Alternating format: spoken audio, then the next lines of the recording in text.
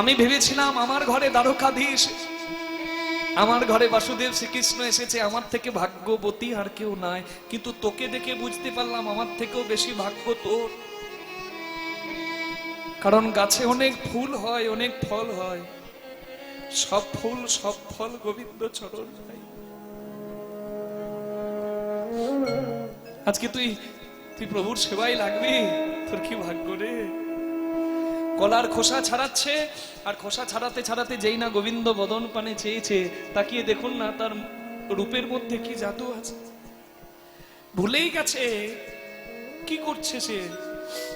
কলার মাঝের খাদ্যাংশ সাদা শাঁসটা ফেলে কলার খোসাটাকে ভগবানের বদনে কৃষ্ণের মুখে নিয়ে যাচ্ছে। আর ওই যে দেখছেন,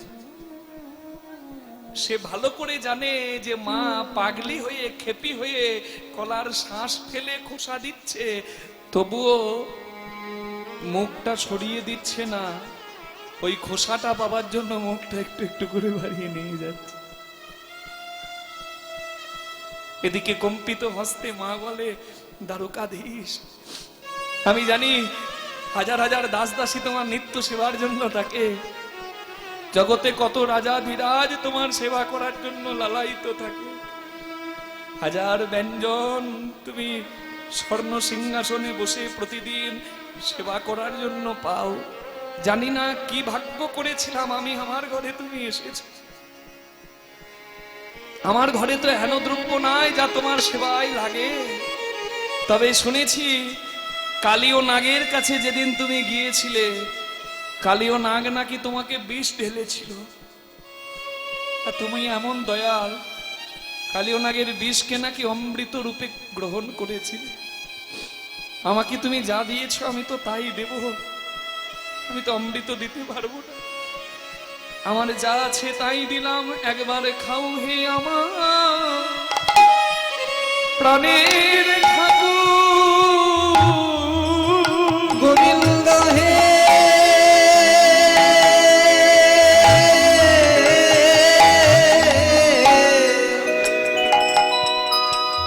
একবার খাও হে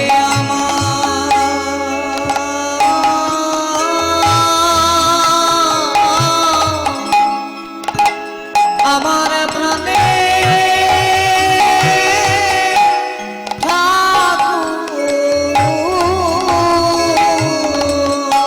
তুমি যা দিয়েছো আমি তাই তো দিলাম। একেবারে খাও হে আমার প্রাণের ঠাকুর। ভগবান কৃষ্ণ ভক্তির দাস। আপনি যদি ভক্ত বৈষ্ণবকে বলেন না, তারা তো কৃষ্ণ আদর্শে চলে। ভগবান কৃষ্ণ যেমন অহংকারের দ্রব্য গ্রহণ না করে মা পদ্মার কলার খোসা খেয়েছিলেন, তেমনি ভক্ত বৈষ্ণবকে যদি ডাকেন বলবেন, বাবা আমার নাই, শাকন্ন নুন অন্ন যা দেবো তুমি একটু প্রসাদ গ্রহণ করো। বৈষ্ণব আপনার ঘরে সেবা করবে। কিন্তু ওই অনাচারী পাপাচারী অহংকারী মানুষ যদি হাজার হাজার ব্যঞ্জন সাজিয়ে রাজভোগ সেবা করার জন্য ডাকে, ভক্ত বৈষ্ণব তার দ্বারে যাবে না। হরি বল। যে অন্ন খেলে অহংকার বাড়ে সে অন্ন গ্রহণ করবে না। ভীষ্ম যখন সরসজ্জায় শুয়ে আছে, অর্জুনকে জ্ঞান দিচ্ছে, পাশে দ্রৌপদী হাসছে। দুর্যোধন যুধিষ্ঠির বলছে, দেবী তুমি হাসছো কেন? মানে হাসবো না? একটা রজস্বলা নারী, তার বস্ত্র হরণ হচ্ছে, কুলের লাজ হয় কুলবতী, সেই কুলবতী নারী লজ্জা কেড়ে নেওয়া হচ্ছে, বস্ত্র হরণ হচ্ছে আমার। সেদিন আমি চরণ ধরেছিলাম, বলেছিলাম দোহাই ধর্মের মান রাখুন। সেদিন তার ধর্মজ্ঞান ছিল না, আজকে তার মুখে ধর্ম কথা কেন?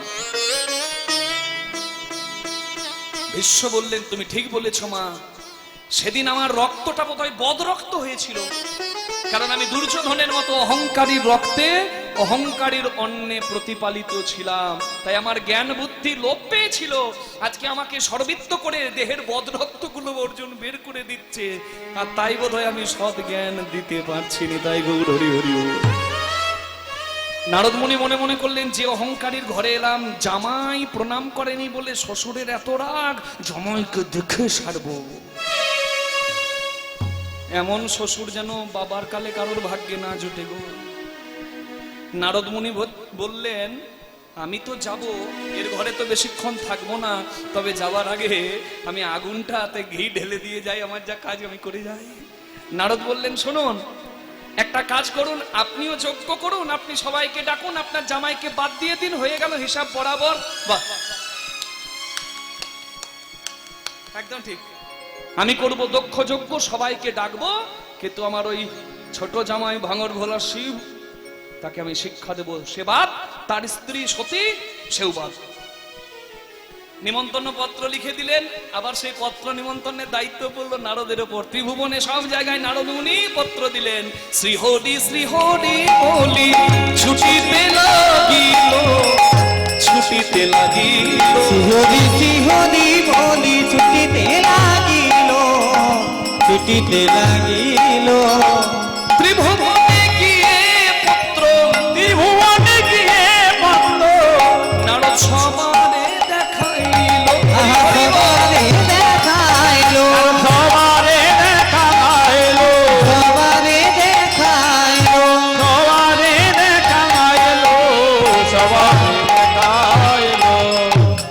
নিমন্ত্রণের পত্র পেয়ে সবাই যাচ্ছে, আর এদিকে মা সতী কিন্তু কিচ্ছু জানে না যে তার বাবা যজ্ঞ করছে। সবাই দক্ষ যজ্ঞের দিনে সুসজ্জিত হয়ে যাচ্ছে, আর মা ফুল তুলছে, হ্যাঁ, শিবের গলায় দেবে বলে। সুরে ও বাণী মালা দিয়ে তুমি আমারে ছুঁইয়া ছিলে,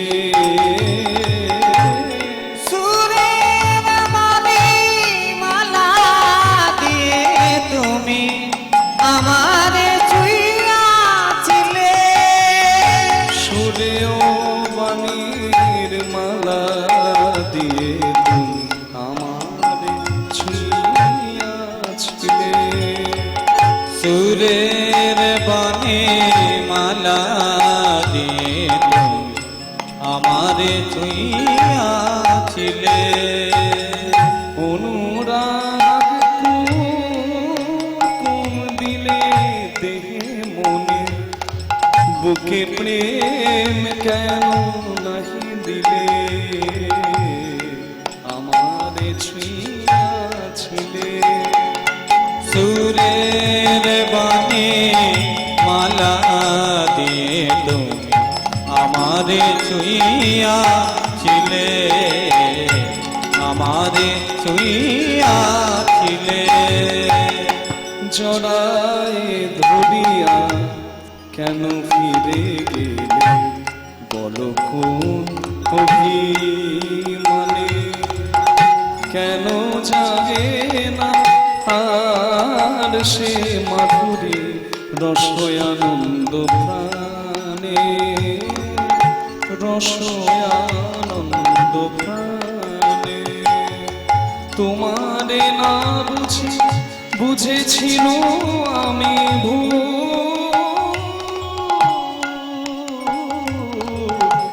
এসেছিলে তুমি ফোটাতে প্রেম মুকুল, কেন আঘাত হানিয়া প্রিয়, কেন আঘাত হানিয়া প্রিয়, সে ভুল নাহি ভাগাইলে, আমারে ছুঁইয়াছিলে। সুরের বাণী মালা দিয়ে তুমি আমারে ছুঁইয়াছিলে, আমারে ছুঁইয়াছিলে, আমারে ছুঁইয়াছিলে। এই সতী, এই যাবি না? মা সতী বলে, কোথায়? আরে বাবা যজ্ঞ করছে, দক্ষ যজ্ঞ, সবাই যাচ্ছে, তুই যাবি না? ও, তোকে বোধহয় নিমন্ত্রণ করে না। মা সতী আকাশ থেকে পড়ছে, না না না না, আমাকে নিমন্ত্রণ করবে না, তাই আবার হয় নাকি? আমার বাবার আনন্দের দিন, বাবা যজ্ঞ করছে। আমার স্বামী তো আলা ভোলা, সে হয়তো আমাকে বলতে ভুলে গেছে। তোমরা যাও, আমি আসছি। তাড়াতাড়ি করে ফুল তুলে মালা গেথে সেই মালা হৃদয়ে জড়িয়ে ধরেছিল, সেই মালা গিয়ে শিবের গলায় পরিয়ে দিল। আর বললেন, আচ্ছা স্বামী, আমার বাবা যে যজ্ঞ করছে আপনি খবরটা জানেন তো নাকি? আচ্ছা, শিব তো মিথ্যা কথা বলবে না, শিব তো তত্ত্ববিদ জানে। বলে, হ্যাঁ আমি জানি। হ্যাঁ জানেন, আর আমাকে বলেন নাই? আমি ব্যাগ গোছাবো কখন, সাজবো কখন, যাবো। সত্যি তোমার বাবা যজ্ঞ করছে ঠিক, কিন্তু সেই যজ্ঞে তোমার বাবা আমাকে বলেনি তুমি আমার স্ত্রী, তাই তোমাকেও বাদ দিয়েছে। মা বলে, কেন? আসলে ভৃগুমুনির যজ্ঞে তোমার বাবাকে দেখে সব জামাই উঠে দাঁড়ালো, আমি ধ্যানস্থ ছিলাম বলে উঠে দাঁড়াতে পারি নাই, তাই তোমার বাবা ভেবে নিয়েছেন আমি তোমার বাবার শত্রু, আর আমাকে ত্যাগ করেছেন, আর তুমি আমার স্ত্রী বলে তোমাকেও ত্যাগ করেছি। কত সুন্দর করে শিব আমার বুঝিয়ে দিলেন। নারায়ণ নারায়ণ। মন খারাপ নাকি? হ্যাঁ,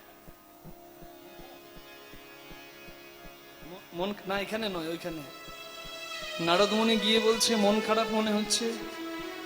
দক্ষ রাজা বলছে মন খারাপ নয়, প্রতিশোধের আগুন। লজ্জায় মাথা কাটা গেছে, আমার প্রতিশোধের আগুনে আমার সারা শরীর জ্বলছে। হ্যাঁ? কেন, কি হয়েছে? কি হয়েছে? আরে ভৃগুমুনির যজ্ঞে সবাই আমাকে দেখে উঠে দাঁড়ায়, নমস্কার করে, কিন্তু আমার নিজের ছোট জামাই ওই ভঙ্গর ভোলা শিব যতক্ষণ না ওকে একটা শিক্ষা দিতে পারবো আমার শান্তি নয়। নারদমুনি দু পা পিছিয়ে গেল, সর্বনাশ।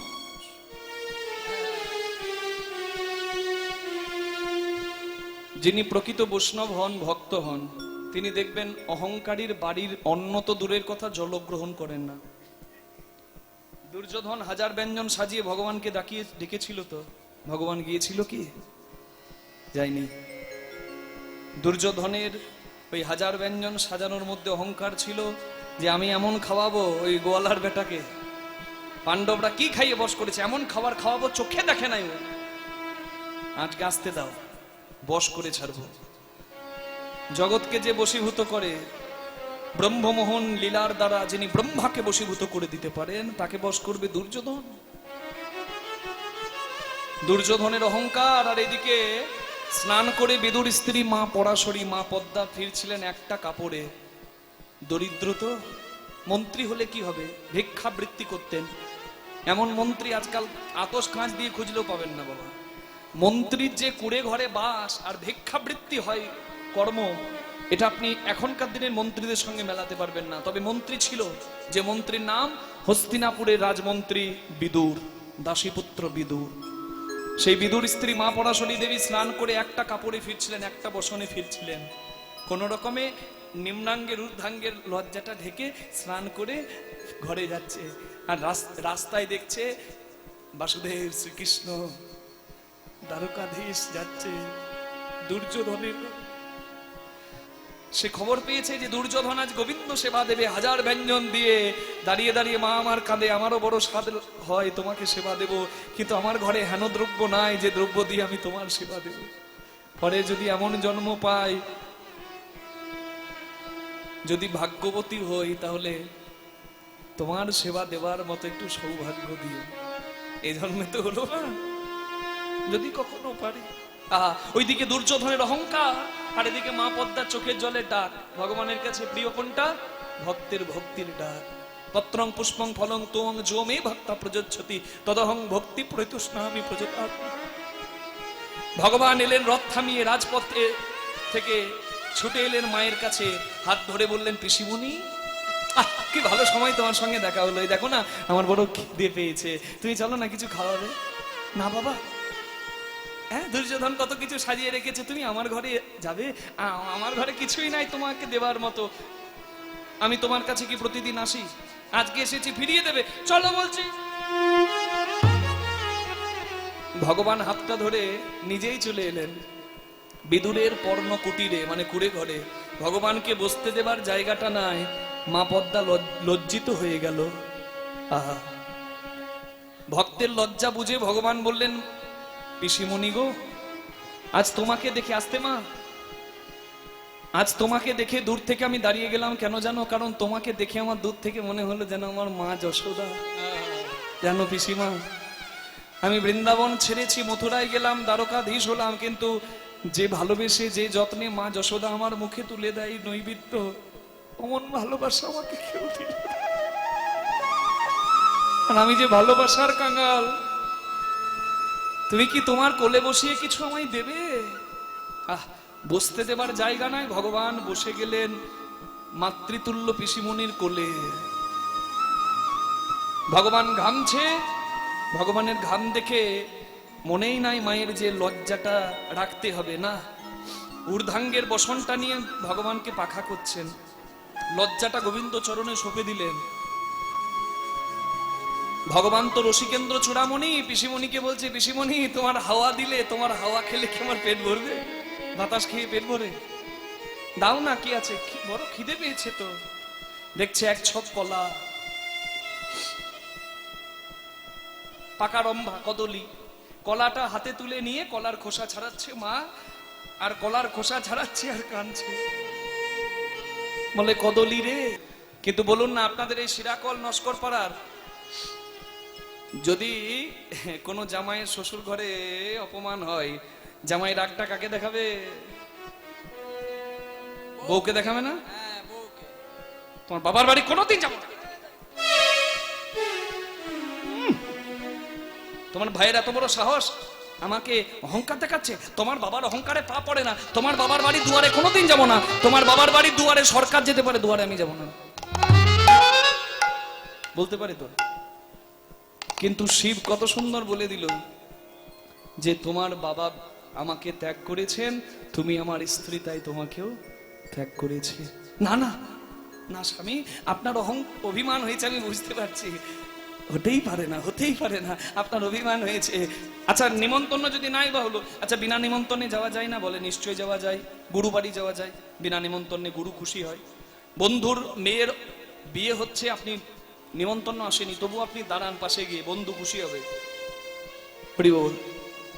বিনা নিমন্ত্রণে আসা যায় হরিবাসর, কোনো নিমন্ত্রণ লাগে না। এই দরজা সবার জন্য খোলা, তোমার যেখানে বাড়ি হোক, তুমি যে জাতির হও, যে ধর্মের হও, আমাদের সনাতন ধর্ম সবাইকে আহ্বান করেছে, সবার জন্য দ্বার খোলা। তুমি এসো, তুমি শোনো, সৎ কথা শোনা, শাস্ত্র কথা শোনো, হরি কথা শোনো, নিজের চরিত্রটা পরিবর্তন করো, নিজের পথটা সুন্দর করো। নিতাই গৌর প্রেমানন্দে হরি হরি বল। কারণ ভারতের শিক্ষা বসুদেব কুটুম্বকম, সম্মান করতে শেখায়, ভালোবাসতে শেখায়।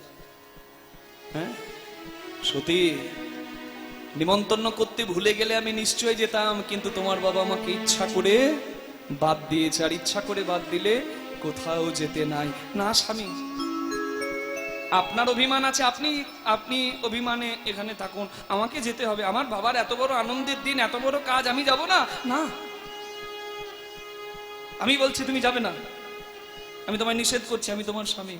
না, তুমি যাবে না, সেখানে আমার নিন্দা হবে, সেখানে তোমার নিন্দা হবে, তুমি সহ্য করতে পারবে না, অঘটন ঘটে যাবে। না সতী, তুমি যাবেন না। স্বামী, আমাকে যেতে হবে, আমি যাব, আমাকে যেতে হবে। আমার বাবার কাছে গিয়ে কত কথা আছে আমায় বলতে হবে।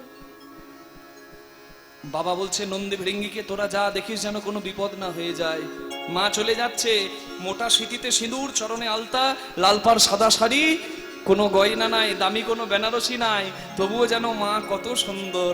এত গয়না বেটি কোথায় পেলি, এত গয়না বেটি কোথায় পেলি, এত গয়না বেটি কোথায় পেলি, এত গয়না বেটি কোথায় পেলি, এত গয়না বেটি কোথায় পেলি, এত গয়না।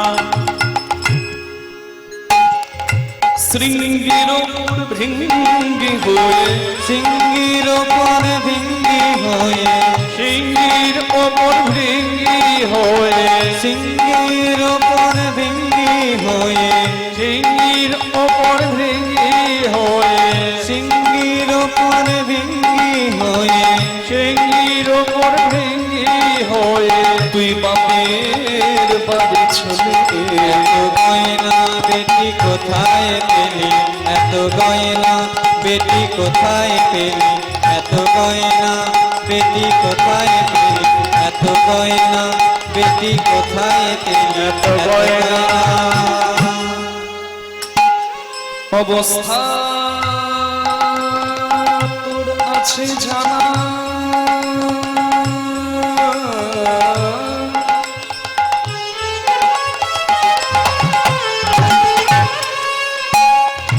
ভাতের ওপর নুন জোটে না, তবে কেন নবাবিয়া বল তবে কেন নবাবিয়ানা তবে কেন তবে কেন তবে কেন নবাবিয়ানা উড়ে বেনারসিছে।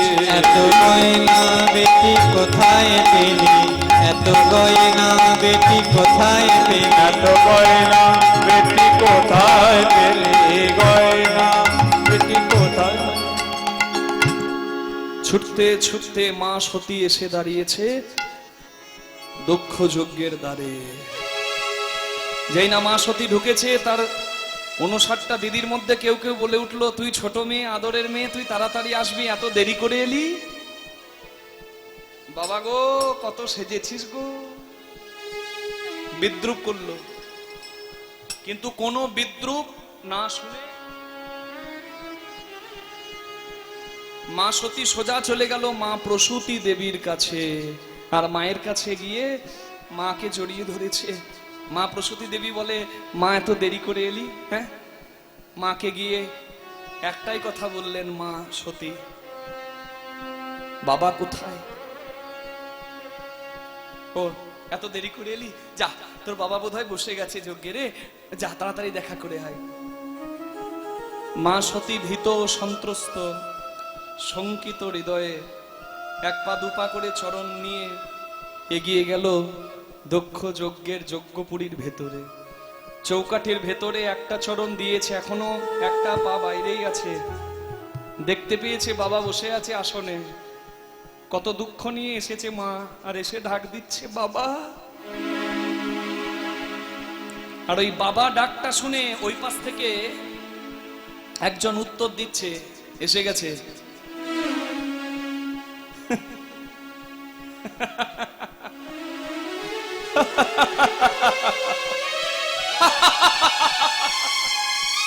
এসে গেছে। আসবে না? আসবে না তো কি? আসবে না তো কোথায় যাবে? এখানে ভালো গয়না দেওয়া হচ্ছে, ভালো শাড়ি দেওয়া হচ্ছে, ভালো খাবার দেওয়া হচ্ছে, ও তো ভিখারির ঘর করে। ভালো খেতে পাই না, ভালো সাজতে পাই না, ভালো পড়তে পাই না। নিমন্ত্রণ করিনি, তবু নির্লজ্জের মতো মুখ দেখাতে এসেছে। যেমন উলঙ্গ স্বামী তেমন তার স্ত্রী। এত বড় কথাগুলো মা সতীকে যে বলল, সে আর অন্য কেউ নয়, তার নিজের জন্মদাতা বাবা।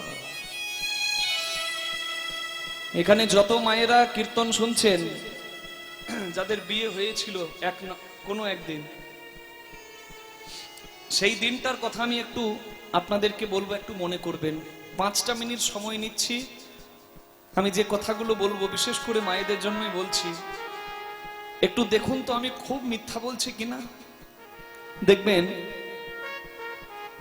একটা মেয়ে যখন বিয়ে হয়,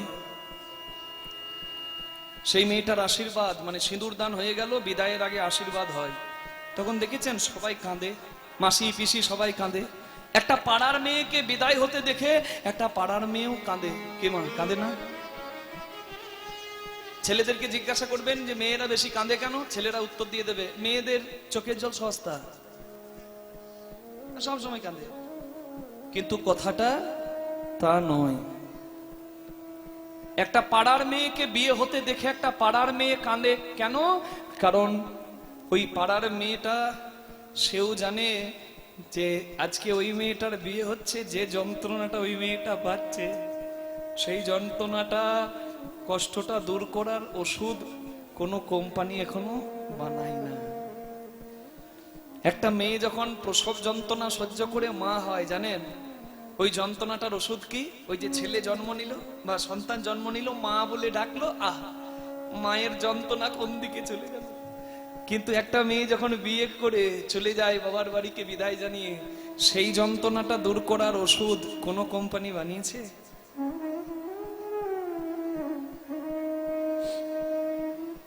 একটু দেখুন তো মা, সবার সেই দিনটার কথা একবার ভাবুন। দেখুন, আমাকে বলতে হবে না, বাকি কথা আপনার মিলে যাচ্ছে। মাসি পিসি সবাই আশীর্বাদ করছে, শেষে দেখুন সবাই বলছে মা আশীর্বাদ করবে মেয়েকে। মা আশীর্বাদ করছে, মা মেয়েকে জড়িয়ে ধরে এমন কাঁদতে শুরু করলো, মা আর মেয়েকে আলাদা করা যাচ্ছে না, কাঁদতে কাঁদতে গড়াগড়ি দিচ্ছে। পাড়ার লোকে মেয়ের মায়ের হাত ধরছে, এই তুমি এমনি করে কাঁদে, মেয়েটাকে কে দেখবে, কেমন করে কাঁদে। কিন্তু মেয়ে আর মেয়ের মায়ের যে কি যন্ত্রণা হয় সেটা মেয়ের মা আর মেয়েই তো জানে। ওই কান্নার সমতেও জানবেন একটা মানুষ কিন্তু তখনও খুব ব্যস্ত, মানে ধুতিটা পরারও ভালো সময় পাই নাই, আলগোছে পড়ে আছে, একটা জামা পরে আছে, সেই জামাতে আবার দাগ লেগে গেছে দু এক জায়গায়, জামাটা খোলার সময়ও সে পায় নাই। পকেটে একটা ছোট্ট কাগজ আছে, সেখানে লেখা আছে প্যান্ডেলওয়ালা কত পাবে, মাইকওয়ালা কত পাবে, হ্যাঁ, ব্যান্ড পার্টি কত পাবে, ক্যাটারিং সার্ভিস কত টাকা পাবে। ব্যাংক থেকে টাকা ছাড়িয়ে এনে লকারে রেখেছে আলমারিতে, যার যা পাওনা মিটিয়ে দিচ্ছে। একটা মেয়েকে বিয়ে দিতে গিয়ে কত বাবা নিঃস্ব হয়ে যায়। হাত জোর করে বলবো আপনাদের কাছে, যদি সামর্থ্য থাকে, আপনার সন্তান তো নিশ্চয়ই আপনাকে শেষের দিনে দেখবেই, আপনার শিক্ষা যদি ঠিক দেওয়া থাকে। কিন্তু আরেকটা বাবার চোখের জল ফেলে, সেই বাবার চোখের জলে তার লক্ষ্মীকে আপনি দাম দর কষে যদি ঘরে আনেন, আর যাই হোক আপনার ঘরের লক্ষ্মী থাকবে না। কাঁদালে কাঁদতে হয়, সে কথা মিথ্যা নয়। আপনারা জানেন এটা সরকার থেকেও নিষিদ্ধ, তবুও গোপনে গোপনে হচ্ছে। হরি বল, করবেন না। হরি বল। এই দেখুন, আমি যার কথা বলছিলাম সে কিন্তু হিসাব মেলাচ্ছে, কোন দিকে কে কি করছে না করছে তার কিন্তু সব দিকে লক্ষ্য। কেন বলুন তো, এত বড় দায়িত্বটা তার মাথার উপর। সবাই কাঁদছে, তার কান্দার উপায় নাই। তার যদি খুব কষ্ট হচ্ছে, কান্না আসছে, আড়ালে গিয়ে চোখের জলটা মুছে চলে আসছে, কারণ সে কাঁদলে হবে না, এ দায়িত্ব কে নেবে। আত্মীয় স্বজন বাড়ি বাড়ি ফিরে যাচ্ছে, মিষ্টি বেঁচেছিল ভোজের, মিষ্টিগুলো আবার প্যাকেটে ভরে দিয়ে দিচ্ছে, যাবো তোমরা নিয়ে যাও, বাড়ি গিয়ে খাবে। এত সবের মাঝে যে ব্যস্ত, কিন্তু তারও আজকে প্রচুর যন্ত্রণার দিন। তার নাম হচ্ছে বাবা। বাবা, কারণ তার রাজকন্যাটা আজকে চলে যাচ্ছে। যারা মেয়ে বিদায় দিয়েছেন সেই বাবাদেরকে এই যন্ত্রণাটা বলার দরকার নাই। ধর্ম প্রতিপালন, সামাজিক বন্ধন, নিয়ম শৃঙ্খলা রক্ষা করতে আরেকজনের হাত ধরে মেয়ে চলে যাচ্ছেন। দেখবেন খই ছড়াতে ছড়াতে আরেকজনকে স্বামী রূপে বরণ করে যখন ওখানে গাড়িটা দাঁড়িয়ে আছে, মেয়েটায় হাঁটছে, হাতটা ধরে মন্দিরগুলোতে প্রণাম করে নিয়ে গাড়িতে উঠে যাবে। কিন্তু সেই সময় দেখবেন এক মেয়ে একবার হলেও বলে বাবা কই। আর ওই বাবা কই ডাকটা শুনে আমার মনে হয় পৃথিবীতে এমন কোনো পাথর হৃদয়ের বা পাষাণ হৃদয়ের বাবা নাই যে তার চোখে জল পড়বে না। এতক্ষণ সামলে থাকলেও মেয়ে যখন চলে যাচ্ছে, আর 5 মিনিট পরে দেখতে পাবে না মেয়েকে, বাবা কিন্তু থাকতে পারে না, মেয়েকে জড়িয়ে ধরে। আর ওই যন্ত্রণার দিনটা মেয়ে কোনোদিন ভুলতে পারে না।